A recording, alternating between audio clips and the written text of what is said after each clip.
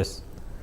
ఆ రోజు నుంచి మేము డీనోటిఫైడ్ జాబితాలో ఉన్నాం. అంటే ఇక్కడ మీకు చిన్న ఇంటరాప్షన్ బ్రిటిష్ వాళ్ళు పద్ధతిగా చేశారంటారు ఎస్, కంపేర్ టు ఈ 2014 బ్రిటిష్ వాళ్ళే చాలా న్యాయం చేశారు కేసీఆర్ కన్నా. ఎస్. గత 10 సంవత్సరాలు గత దశాబ్దం కన్నా బ్రిటిష్ వాళ్ళు మాకు చాలా న్యాయం చేశారు. ఎందుకంటే ఆ రోజు మా పెద్దలు బ్రిటిష్ ప్రభుత్వం దగ్గర నివేదిస్తే మా నెక్స్ట్ జనరేషన్, మా భవిష్యత్ అంతా, మా పిల్లల భవిష్యత్తు కోల్పోతున్నాం అని చెప్పి ఈ రోజుకి బ్రిటిష్ వాళ్ళు మనం వెళ్ళిపోయిన గవర్నమెంట్ ఆఫ్ ఇండియా కానీ స్టేట్ గవర్నమెంట్స్ ఇప్పుడు ఒక మన ఫైల్ సిస్టమ్ కానీ ఫైల్ ప్రాసెస్ సిస్టమ్ కానీ వాళ్ళ చేసిందే మనం ఈ రోజుకి ఫాలో అవుతున్నాం. బిజినెస్ రూల్స్ అన్ని వాళ్ళు పెట్టినవే, ఎస్, వాళ్ళు నెలకొల్పినవే. ఎస్.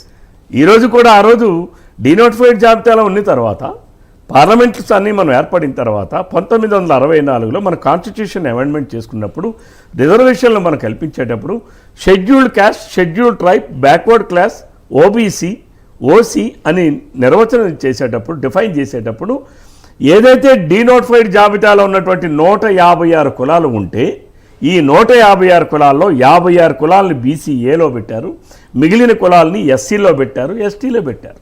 అందుకనే నేను ఇందాక చెప్పాను, మమ్మల్ని కూడా మేము కూడా అస్పృశ్యత దీంట్లో మేము కూడా మగ్గేవాళ్ళం.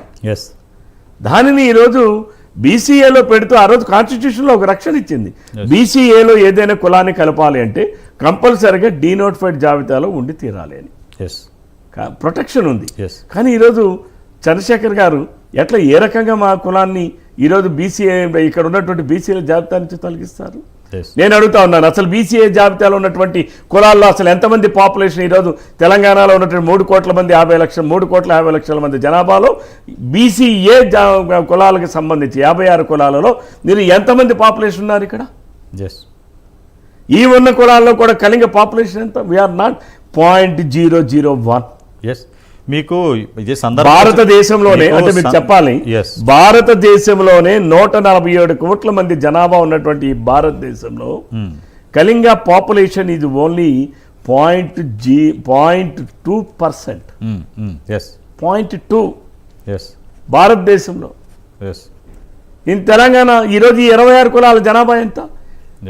ఈరోజు మళ్ళీ ఆ రోజు కేసీఆర్ గారు 2014లో రాగానే హౌస్ హోల్డ్ సర్వే చేశారు తెలంగాణలో. కావాలని చేయించారు, ఆ రోజు కావాలని చేశారు. అది కూడా మీకు అందరికీ తెలియాలి. సంక్రాంతి సెలవుల్లో ఆంధ్ర వాళ్ళందరూ కూడా అక్కడ వెళ్ళిపోతారు. తద్వారా వీళ్ళు ఎవరన్నా ఉంటే పాకిస్తాన్, ఇండియా ఇప్పుడు చూడండి మన దాడులు జరిగాయి.